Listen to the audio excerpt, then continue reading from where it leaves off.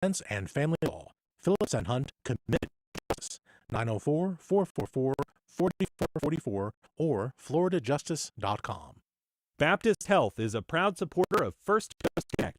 Baptist Health, committed to building a healthier community for all of us. More info at 202-4YOU or baptistjacks.com. North Florida TPO, proud sponsor of WJCT's First Coast Connect, bringing to the community innovation in transportation planning, commuter services, clean fuels, and intelligent transportation systems. More at northfloridatpo.com. This is WJCT News 89.9 in Jacksonville. Ahead in the next 5 minutes, live local news for the First Coast from the WJCT News team.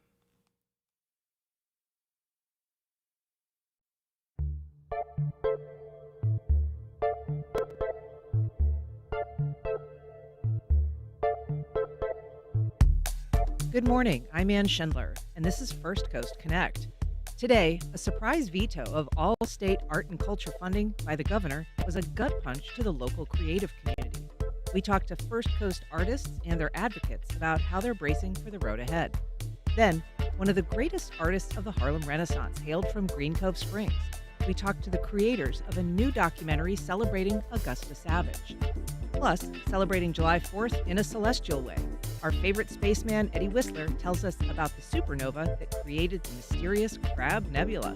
Join the conversation. Give us a call at 904-549-2937 or send an email to firstcoastconnect@wjct.org. You can also reach out via social media. It's all ahead this hour after the day's news. Live from NPR News in Washington, I'm Corva Coleman. The founder of online whistleblowing site WikiLeaks has landed back in his native Australia.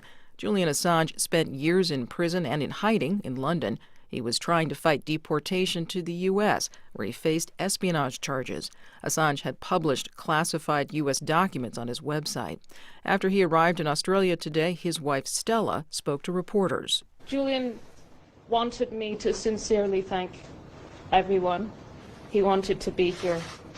But you have to understand what he's been through. He needs time. He needs to recuperate.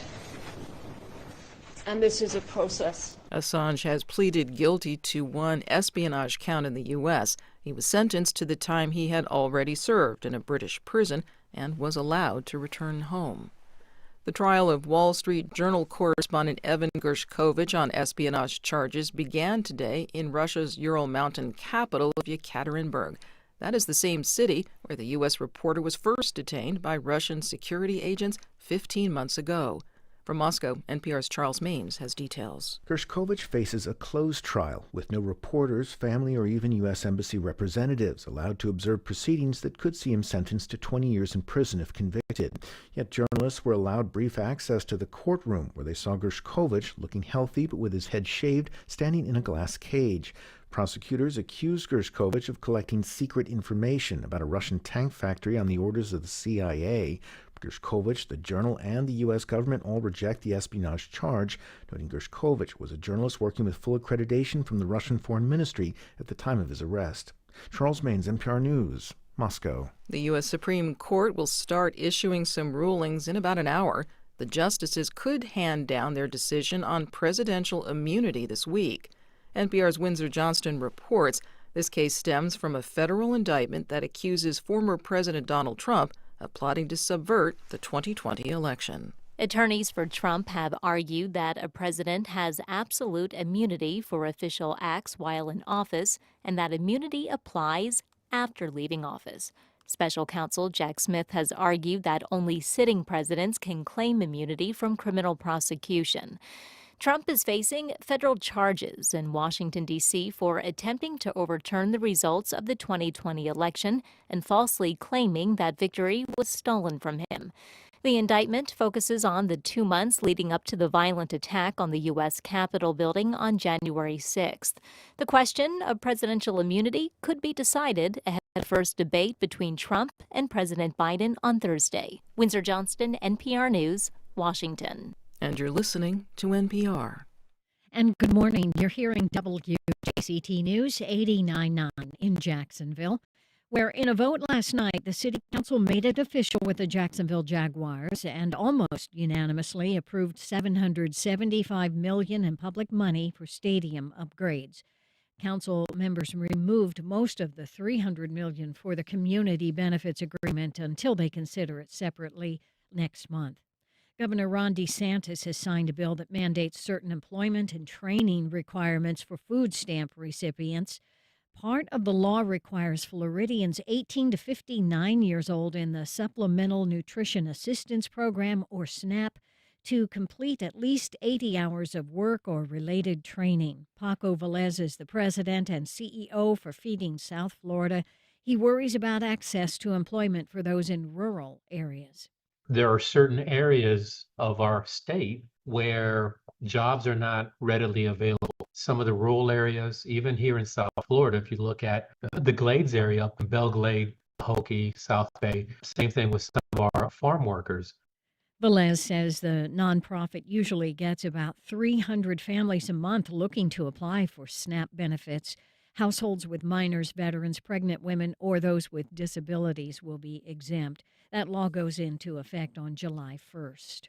Showers and thunderstorms likely today, along with the sunny and hot conditions in the afternoon, mid-90s. Heat index value up to 108. It's now 82 degrees in Jacksonville. Support for NPR comes from NPR stations. Other contributors include Charles Schwab, offering investors choices like full-service wealth management, advice, investing, and trading on thinkorswim. Learn more at schwab.com. And the listeners who support this NPR station.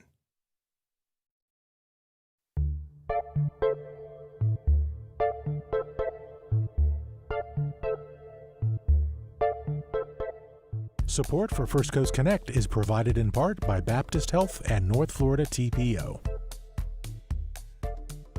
Good morning. I'm Ann Schindler, and this is First Coast Connect. Today, arts and culture organizations are reeling after the governor vetoes all of their state funding. We talked to the local creative community about what happens now. Later in the program, a new film tracks the life and legacy of artist, educator, and First Coast native Augusta Savage. But first, Governor Ron DeSantis' surprise veto of all state funding for arts and culture organizations stunned Florida's creative community, including here on the First Coast. Here to talk about the impact and the road ahead, I'm joined by Bethany Pellini, Managing Artistic Director at the Five and Dime Theater Company. Good morning, Bethany. Good morning. I am also joined by Kathy Wallace, Executive Director of the Beaches Fine Arts Series. Hi, Kathy. Hi, thanks for having us. Thanks for being here.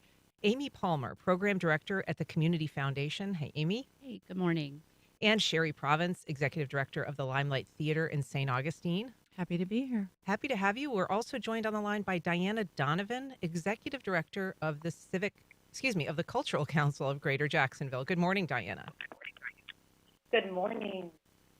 So, Sherry, let's just start, if we can, with your reaction. How did you learn about these cuts, and what was your initial response? Well, we were told at first it was a rumor. And then when it was handed down, we just received it from our cultural council that these cuts were going to be made. And then we were asked to get our minds right to go to the county and begin asking for a little extra funding there and start to make preparations because they knew that it was going to affect us dramatically. And you're in St. Augustine, so the county for you is St. Johns County. Has that ask begun? Oh, yes. In fact, a couple of Mondays ago, we were in front of the Tourism Development Council. We received quite a bit of money from them on a yearly basis for operations, and we were there asking to see if there was any other funds that they could allocate for us, and all the executive directors from the arts organizations in the county were there petitioning for extra money. So some community support that is being, displayed, that's in evidence. Yes. Yeah. I think everybody's aware that we are reeling and not really prepared. Many organizations, they depend solely on these grants to operate. And, grants make up a third of our budget. And it will dramatically affect our bottom line this year, what we are allowed to do, our programming. and it goes so much beyond programming for us in the arts. It's about the people that it affects. We've got a brief break that we're going to take, which is back. I want to ask you, Kathy, of Beach's Fine Arts Series, some support in the community, but this is clearly kind of unprecedented, isn't it? This cutting of all state funding for arts and culture. Yes, I believe it's the first time that the state of Florida has ever zeroed out arts and culture. And so what was your response? I was shocked, like everyone else, and we're still reeling from that and trying to figure out what we're going to do next. As a free concert series, we bring in artists from all over the world, and we do award-winning educational outreach programs for the community. And so we're looking at what we can do. We don't want to eliminate anything. So, and you have strong support from lawmakers and legislators in this state. Is that true? Well, in particular, we had now Representative Aaron Bean, who was one of our stars for our major fundraiser, First Coast Dancing with the Stars. And then he was an MC the year after that because he really liked it so much. And I've been in touch with him. He doesn't have the ability to really say or do anything, but it was great that he responded to me. And I'm kind of starting a conversation with Clay Yarborough, right, who's Florida senator. State senator. Yeah. Diana Donovan, for people who don't know how arts funding works, how important is this state money to these organizations? And we should say Cultural Council also took a hit. Absolutely. So we are one of the grant recipients, but I would say for the entire sector, as the leading local arts agency for Duval County, when we quantify the economic impact of what this hit means, the total funding request for the 3 categories of grants for statewide funding was $2.6 million. When we look at that $2.6 million and we look at our cultural service grantees, which are the organizations that we helped fund through the City of Jacksonville funding, 23 of those organizations were affected out of 30, 23 out of 30 grant applications. That's $2 million of that $2.6 million of the fully funded impact request being zeroed out. And the challenge with that is, if I'm a listener, I'm wondering, how does this actually impact me? How does this impact my quality of life in my home and my city? When we think about the fact that all of the cultural service grantees that we serve, which is approximately 30 different grantees, their economic impact in the city of Jacksonville alone is $114 million. Out of that $114 million of economic impact, $105 million is focused in the downtown arena. We are having a lot of conversations right now about the revitalization, activating, and optimization of downtown. We are also coming out of a pandemic recovery. The Cultural Council had the same funding just a few years ago that did 20 years ago, with ups and downs in between. So we've come back into this new space from a city funding area where we're catching up. And to have the state, have these grants zeroed out, the challenge is that what does the downstream effect look like for quality of life? Arts and culture is good business, will always be good business. When you're downtown or in the general Duval area, because we also serve the nonprofits and the beaches, you're going to have less experiences, less revenue. When we say less revenue, what does that mean? That means if you're a bartender, you're getting less tips, you're getting less patrons. If you're working in a parking garage, you're getting less parking. Ubers, restaurants, all those places that are activated when we have one night at the Florida Theater open, one night at Mocha open, one night at Mosh open, one night at the Cummer open. These are some of our biggest economic drivers located downtown, taking slashes and cuts in real time. And some of them being able to get funding and other revenue sources is just not enough to perpetuate what is needed to activate this, capital infrastructure and operational quality of life that they need to sustain these good experiences. When we look at America for the Arts, Cultural Council stood in the gap and did a Northeast Regional Economic Impact Study for our entire region. When we look at people coming into Jacksonville, when we look at people coming into the city, 87% of non-local attendees reported that their primary purpose for their visit was for a cultural performance, event, exhibit, venue, or facility. So clearly a lot of economic impact from the arts. I want to bring Amy into the conversation. You are currently with the Community Foundation, but for many years you were the Director of Grants Administration at the Cultural Council. That's right. Explain what this sudden deletion of money doesn't maybe account for in terms of the money that these groups are expecting and counting on, and kind of how they budget that money that would have started flowing July 1. Right, that's right. It does represent an immediate cut for these organizations because the state's fiscal year begins July 1. It is a long process. As a matter of fact, the applications for fiscal year 26 were just due June 3rd. So the process for next year's funding has already begun. And so, there's the application process, there is peer review panels and scoring. So it's really a rather a long process, but one that the arts and cultural organizations are very familiar with. These grant programs, there are actually 4, but we're talking about one that provides general program support for these organizations. It is something that really has been funded almost every year for decades, except for this year. So, is there an explanation as to why this money was deleted wholesale? We really do not know. It was part of, I believe, $950 million worth of vetoes. And the only indication really is that, the governor's stated goal was to have a smaller budget than the year prior. And then, $32 million worth of arts grants. Yeah, but were all part of arts this. funding, all cultural funding In that budget. Well, yes, in terms of grant programs through the Florida Department of State Division of Arts and Culture. There were some projects that are referred to as member projects, by members of the legislature that were for arts and cultural projects that did make it past the veto pen. So we do have some projects, but they were outside of this regular application process. And I did want to mention, too, that in terms of what this means for the organizations, the general program support is so important because it's for those unsexy things.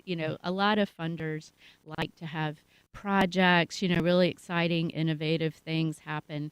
But this general program support from the state of Florida, it helped provide staff salaries, office supplies, all those types of things. And it helped to leverage dollars to match other grants, such as the Cultural Council Cultural Service Grant that's funded by the city of Jacksonville. Bethany, for Five and Dime Theater, first of all, tell us a little bit about how this funding impacts you and what it's going to mean for your staff or your season. Sure. So these cuts take away 58% of our funded income and 12% of our projected income. So that's quite a lot. Right now, what we're going to do is focus on community support more than ever. Getting those ticket sales out there, getting people to come support us, give donations. And then we're going to look at doing our own budget cuts. Unfortunately, that may mean scaling back on the quality of our productions in the technical aspect, right? Not necessarily the quality, but I guess the quantity more so. Pulling back a little bit on the costumes, the set pieces, things like that. But also something that we might have to face is maybe cutting back down on our season, unfortunately. It's not what we want to do, but it's something we might have to do in order to survive. What are you hearing from your clients, your fans, the people that come to Five and Dime? Well, it's still kind of this fresh news that, like Terry said, started out as a rumor and is now reality that we're facing. And folks are concerned. They are concerned for everybody involved in the arts, for our culture. But at the same time, we are artists, and we're going to do what we do best, and that is to move forward. The show will go on. That's right. Not just must, but it will, and it always does. Yeah. Right. And Sherry, how is there's all kinds of groups that were cut, some large, some small. How is the community coming together, or what do discussions look like in the cultural community from these impacted groups? Well, I think right now we don't have an actual plan of action. It's true that we were moved move forward assuming that I guess it's shocking in the sense that we thought it might even be getting a little bit more money this year. Yeah. And we were so excited that we thought maybe even more money was coming our way. And so it has set us back. And we are also looking at, I've already cut one of the shows out of our season. So, and we do offer a very robust season. So we have room to cut, and I'm very grateful for that.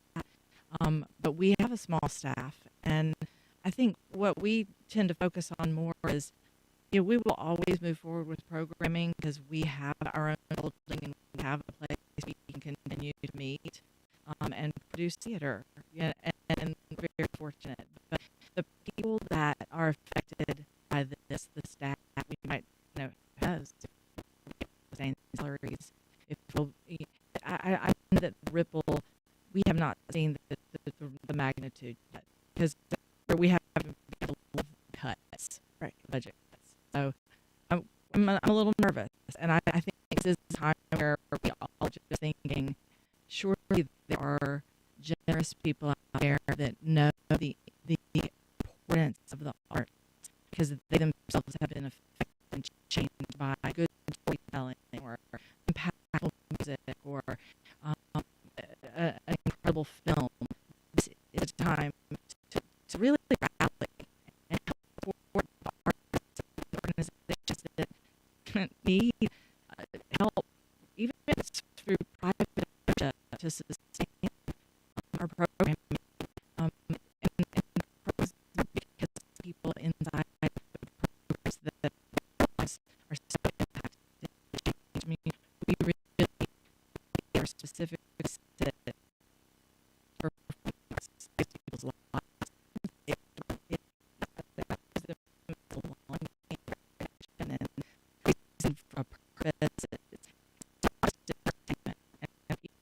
Not even just an expression, even though it's all those things, but it is a sense of community and the come together that we lost if we don't maintain some type of.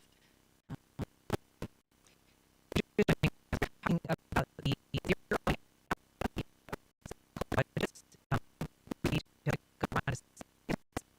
how our local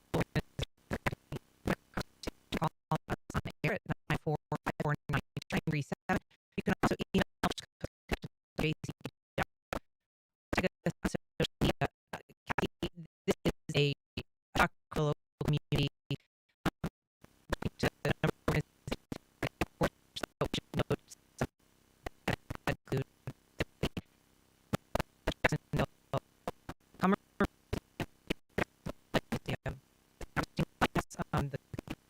So many organizations, but this is a political discussion.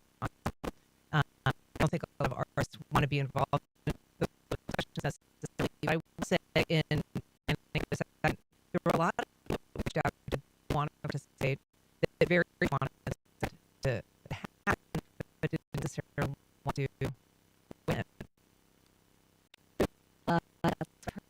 And I submitted that. I think that the large organizations would be great if they were participating here today. But I know there's some people here. We're a small organization. We have 2.5 employees, and half report to us. And we we do not plan to cut our employees. We don't plan to cut our programming, but we do plan to reach out to the community to ask for some way they have a plan. Right now, ironically, we just sent out our annual ask to our patrons. It went out with our when you see that a nice schedule, and it has the Florida Division of Arts and Culture on the schedule because which is ironic.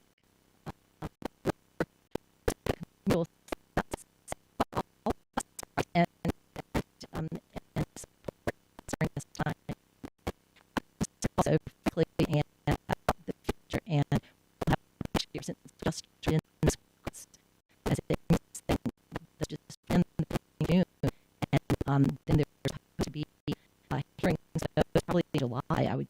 and later this summer. yeah, and we haven't heard a thing from the Division of Arts and Culture because I'm sure they're trying to figure out what it is. We have a call from Josh in Miramar. Good morning, Josh. Go ahead.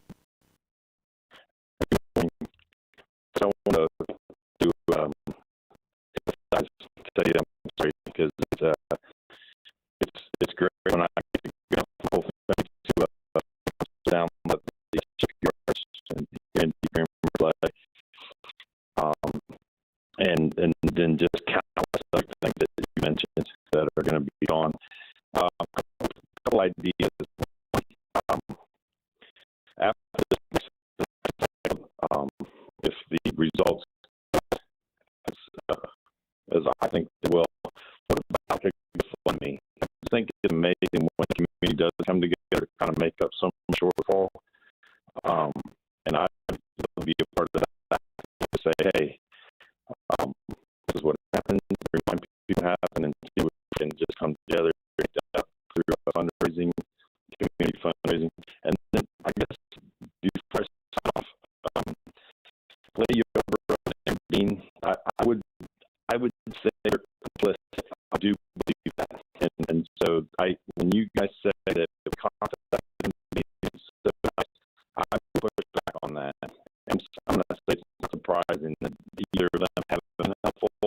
But on a positive note, I would say continue with them because they're in that regime. They're in the Ron DeSantis regime. And so they can push that way more than we can. Is there a way to, undo this? Is there a way to keep working on this? Because a one and done, that's what they're kind of and all right, Thank it. you. Thanks so much. Good morning, Jerry. Go ahead. Good morning. Yes. I'm going to my opposition to cut in the arts. My professor and it's just unbelievable that Harvard would not recognize the economic enrichment and contribution to this society by the arts. Children without resources will arts lessons will without will not have jobs anymore. Arts organizations will have less resources to look for those extra funds that they have now. Artists usually in line city areas that are often a certain community gatherings will lessened. I just feel that this Indian short-sighted decision it's heartbreaking. Thanks, I appreciate your input. I'm going to bring Don back to the conversation. Actually, I'm not sure if we got it there or not. I want to ask you about that because you sort of alluded to it, and I think a lot of people feel this. It is such a changing experience. It really does impact people personally. What can you tell us about your own experience?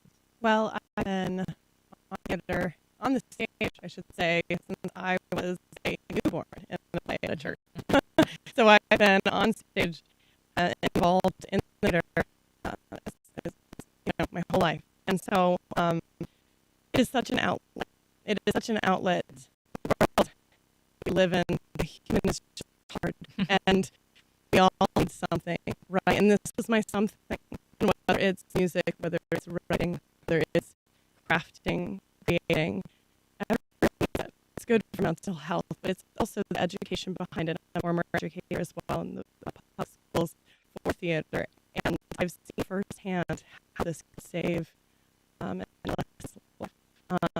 this was the one thing that kept them in school. This was the one thing that kept them from staying home. This was the one thing that made friends that they have forever. And just like any sport, it provides the same exact team building resources. Those kids who are involved in the arts at all proved to be the most successful in their career development alone. We have a board member who's that the education program at the online theater sector is dealing with adolescent depression, and It didn't just give him confidence; it gave him purpose. Now he is in an art school. He's a senior. He's been a star of two shows that high school is producing, and he's pursuing this as a career. And so, just stories I've also encountered like that, and so much so, and something that Donna said that made me think of this too about mental health that you just mentioned. It really is about mental health of our community, the art and culture that feeds that. But mental health of our community really contributes to the economic, physical health of our because you've got people that feel that they're connected and feeling powerful like human beings. They want to be a community member of society, and I think it's just we are all so connected. It is one big circle. If you cut one thing, it really does affect so many other things. It's going to be a big ripple. I mean, it's obviously people feel strong about it, and that's these kind of unquantifiable impacts on people's lives. What would you advise people to do at this point, given your knowledge of how this whole grant process works? Well, I think there are 2 points. One is it's important to know that there is strong bipartisan support in the legislature for this grants programs. As a matter of fact, as legislators do, put funding back into the budget this year. So everyone says they're expecting funding. It was because it was in the budget that was allocated by law. So I think they continue to communicate with your lawmakers. For organizations there who've been elected, you make sure that you're applying your elected officials to your events, there are your newsletter distribution lists, so they understand the good work that you're doing and how important it is. I mean, not only from a personal basis, but in terms of economic return on investment, risks, attracting businesses, retaining workers for all life, educational outcomes, it just goes on and on. With arts, for community, it's a strong investment for the state of Florida. Also, just in terms of individual charitable contributions, all this can be philanthropist. It doesn't matter how much we give. And so, if you're listening and it's a great time to make a donation, an additional donation, a stretch gift, to try to help funding, because as we mentioned, there are media cuts, or it will have impacts, and also for organizations and affected, be sure that you're communicating with your donors. If you have relationships with them, let them know how they can help. Donna at Diane Beach. Could you just briefly go ahead? Hey, I just wanted to share, echo, and underscore the component of being partnership. The state works well when the private sector works well as a partnership with the public sector. The private sector, not only are we asking our donors to contribute and to participate in the arts and experiences that are now happening, but also looking at our business leaders in the private sector to stand and say, this is our priority. And that's her priority. City Council, voted locally last year to help make sure we had this quality of life so we could have art, good business, academic returns in the schools impacted through this. Our local Duval County cultural service grantees close to 400,000 children in just our city.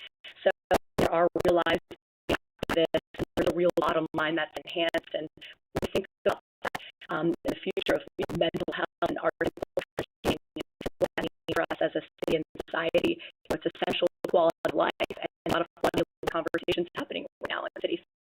Well, Diana Donovan, thank you so much for being here. Kathy Walls, Bethany Bellini, Amy Palmer, and Shay Proud. I appreciate all you being here, and we'll look to hear from you as this goes on. Thank you so much for having us.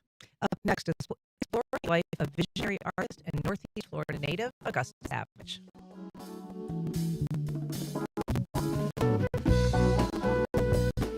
The 20th century hailed from Green Cove Springs. The life and legacy of Augusta Savage is the subject of a new documentary which premieres at WJCT Studios this Saturday. To talk about it, we're joined by art historian and curator Dr. Jeffreen Hayes, the film's narrator. I don't think we have time. No. Good morning, Dr. Hayes. I think you're on air. Can you join us? We're also going to welcome filmmakers Sandy Ratley and Charlotte Mangan, creators of the new documentary, Searching for Augusta Savage. Good morning, Ann. Good morning. So this film starts at the 1939 World Fair. Dr. Hayes, why was that event a breakout moment for the artist Augusta Savage? Good morning. Augusta Savage was one of several women who were invited to be part of the World's Fair. She was the only Black woman. And with the commission of Every Voice Sing, it was a homage to the hymn "Lift Every Voice and Sing," as well as a homage to her friend James Weldon Johnson. And it was an important moment for her because it was the largest sculpture that she made to date, and it had a very prominent place in the fair. It was one of the most popular works of art, and it was the most photographed. And so it set her apart and really kind of took her in terms of an artist to the next level. And this piece that you know, was an homage to James Weldon Johnson with this song. It's a massive sculpture with a bunch of, I guess, 12 vocalists sort of standing in a harp-like position behind another gentleman who's kind of lifting an instrument. And it was, as you say, very popular at the World Fair, photographed. There were souvenirs may have been. It was destroyed. Yes, it was destroyed. And one of the things that was a practice was to destroy things that were made.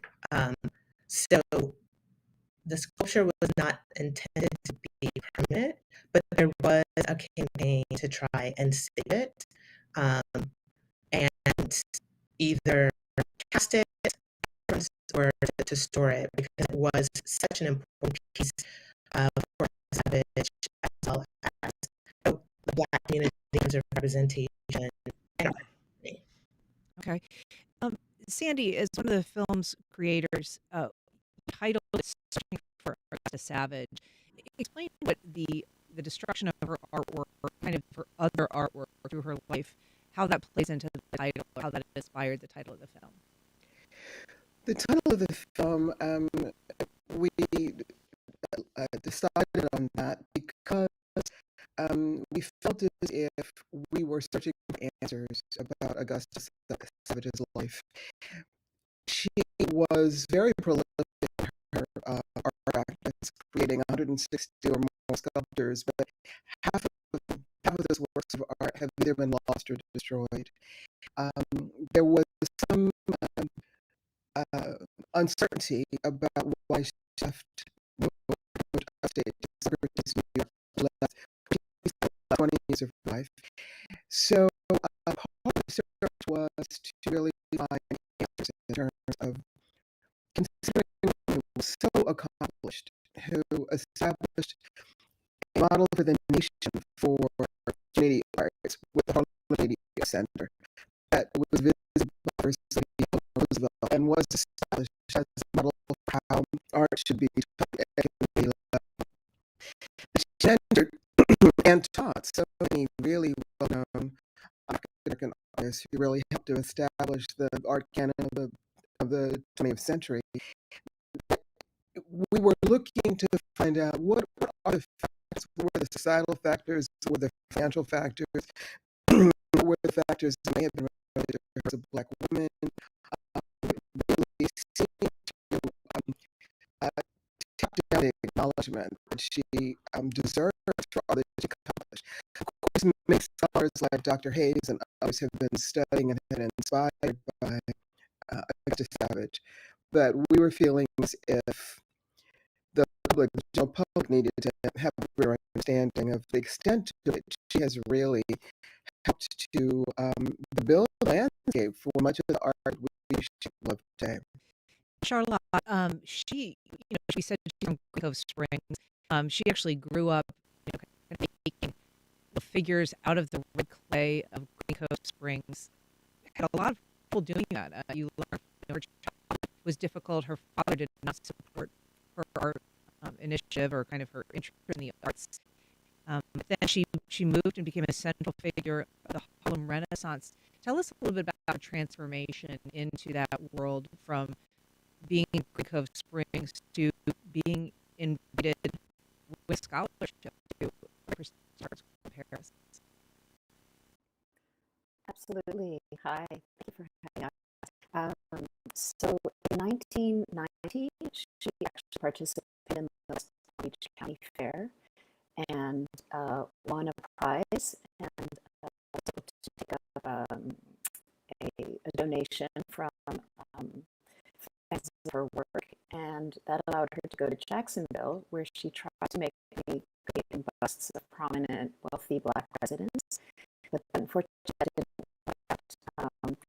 And she ended up being encouraged to move up to New York, especially in part by her friendship that she made in Jacksonville with James Weldon Johnson, who was a poet and wrote with W. Joyce Sing, who would become a lifelong friend, and as Dr. Hayes mentioned, the inspiration for her 1939 World's Fair sculpture.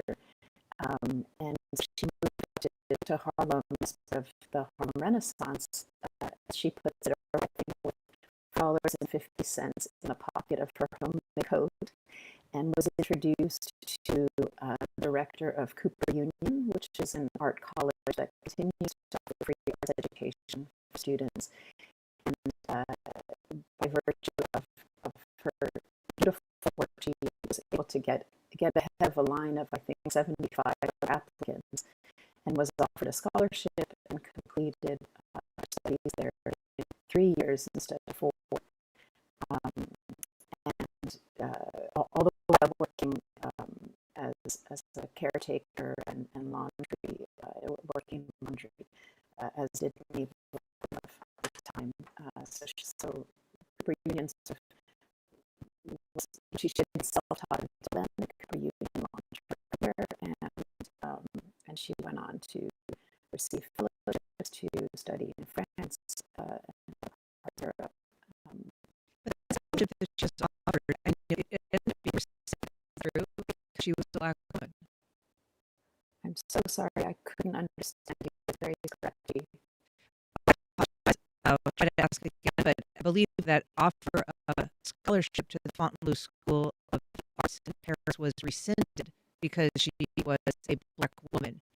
There was a discussion as to whether she would feel uncomfortable sharing accommodations with white women. Actually, it wasn't about her comfort.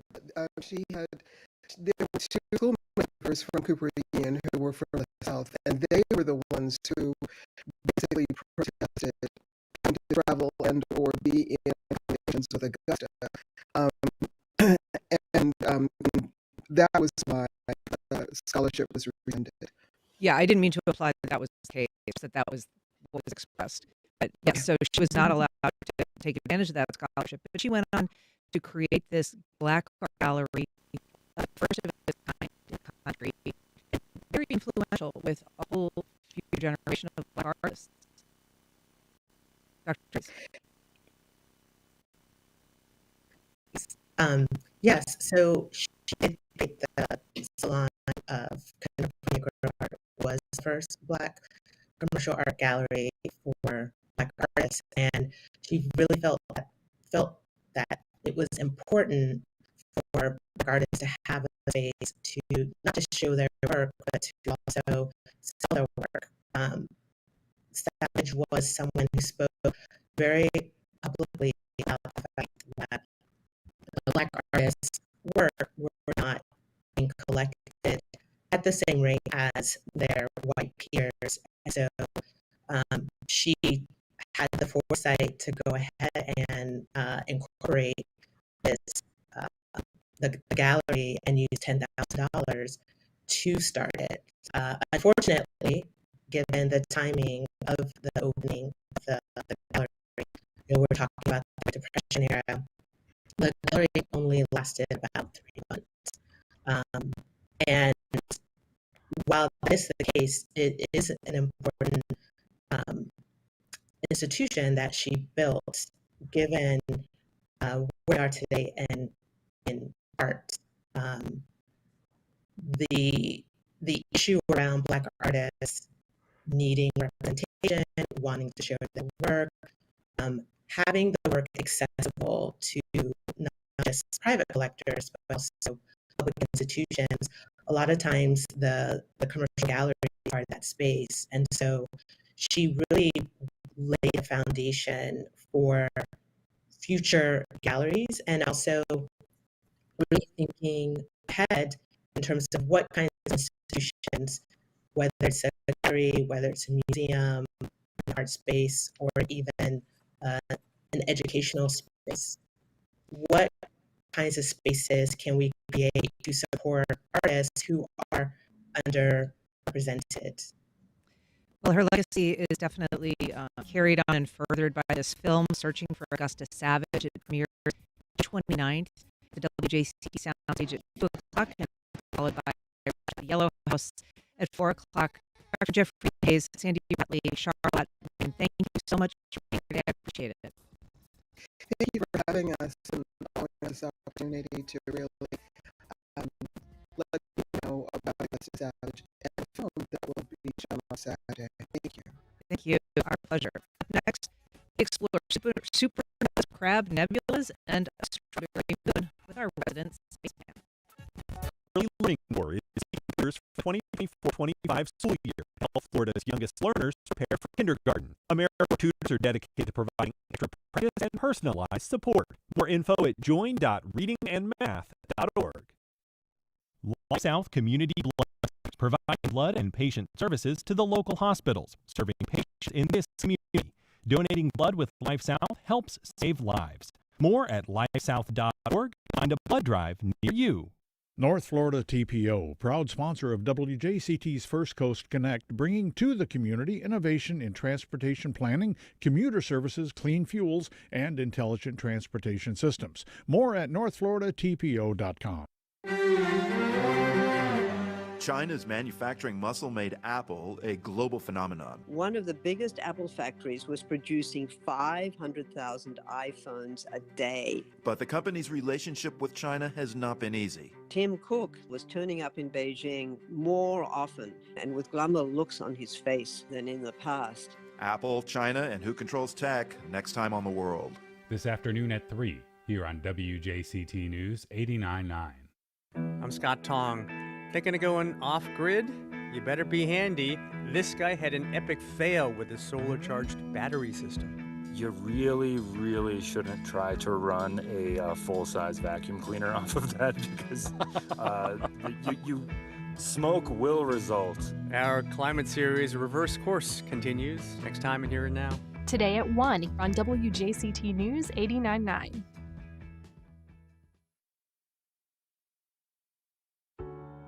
Grief is an experience we all face, but humans aren't the only species that mourn the loss of a loved one. Orcas carry their deceased children on their backs, and birds flock around the body of one of their own to pay their respects. We talk about how animals grieve. That's next time on 1A. Today, starting at 10 on WJCT News 89.9.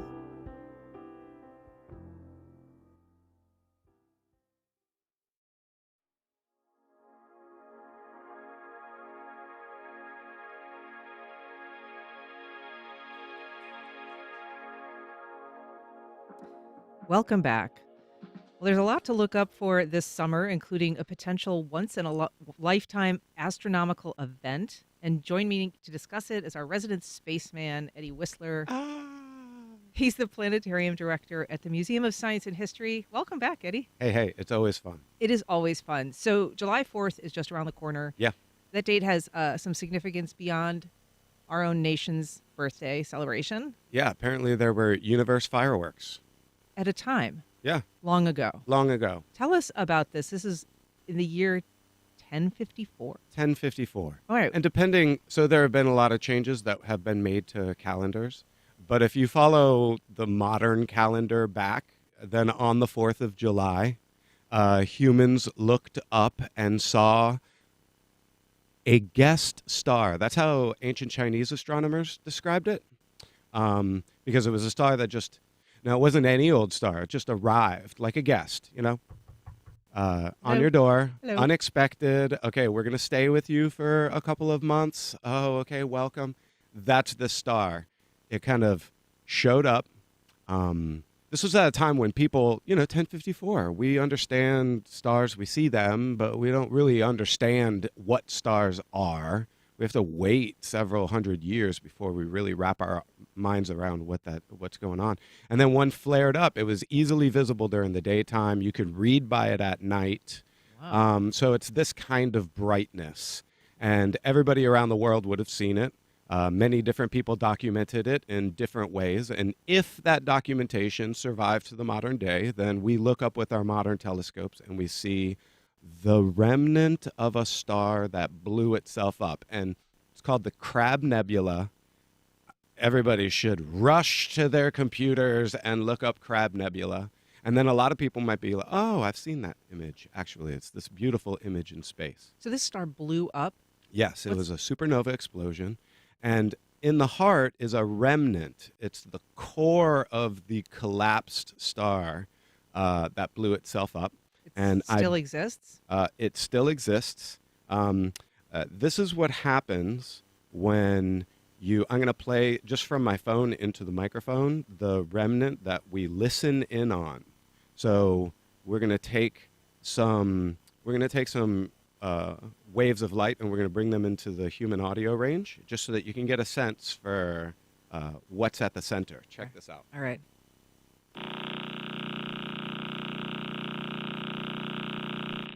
That's the core of an exploded star spinning in space 30 times a second. Wow, that's crazy. That's what gets left over. Now, the density of this leftover remnant core of a star, if you had a teaspoonful of it, it would, let's say, be the mass of something like a Mount Everest, all packed into a teaspoon because it's crushed to just about the breaking point of physics. That's and that amazing. thing is spinning that fast at the center of the Crab Nebula. Check it out. So Google the Crab Nebula. Yeah, it's like a firework explodes and there's the smoke that's in the air after that firework. Well, this is the dust and gas that's blown out from 1054. What is the difference between a nova and a supernova? A supernova is like an easy way to categorize it, just for the listeners in 2 seconds, is it's a catastrophic ending to a star. And a nova is a buildup of material. I see where you're going with this, and I don't know if we have enough time to get into it, but there's going to be a new star in the nighttime sky that we'll be able to, and it's all over the place. T Corona Borealis is the name of it. But this is a regular flare-up, and when it flares up, we'll see it as a star in the nighttime sky.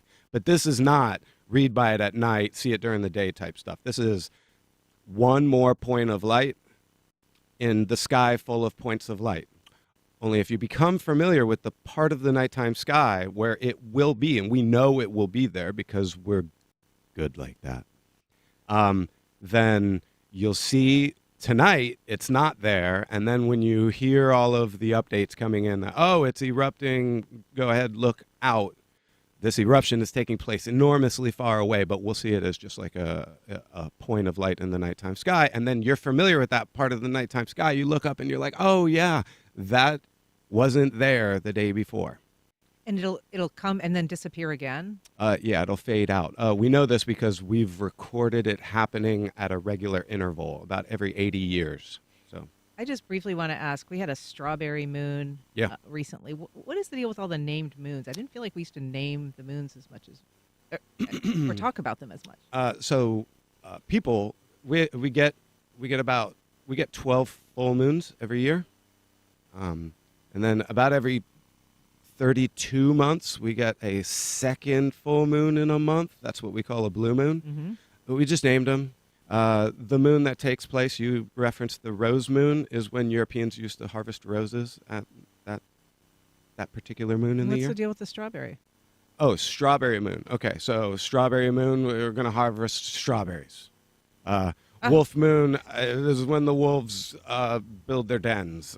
Like we humans name these things, and different civilizations named the 12 moons differently according to what was important to them. I always learn like at least one or two factoids with you, Eddie Whistler. Oh, this was like 6, though, right? 6, maybe Yeah. 4, 6. Thank you for being 4, here. 6, 8? No? It's great to have you back. Love being here. All right. Join us tomorrow when we give outgoing City Council President Ron Salem his exit interview. I'm Ann Schindler. You've been listening to First Coast Connect on WJCT News 89.9.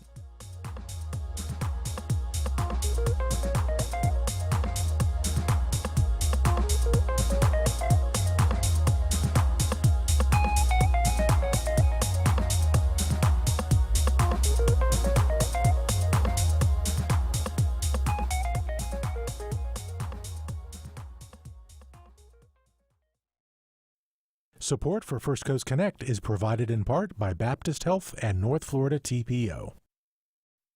Baptist Health is a proud supporter of First Coast Connect. Baptist Health, committed to building a healthier community for all of us. More info at 202-4YOU or baptistjacks.com. Organ transplant patients are concerned that immunosuppressant drugs can cause health problems, and the drugs haven't improved in decades. Every day I'm happy for the extra days I get, but I don't believe that quantity of life is the only thing that matters. Quality of life also matters. I'm Deborah Becker. Has transplantation drug development been stymied? That's on the next On Point. Today at 11 here on WJCT News 89.9.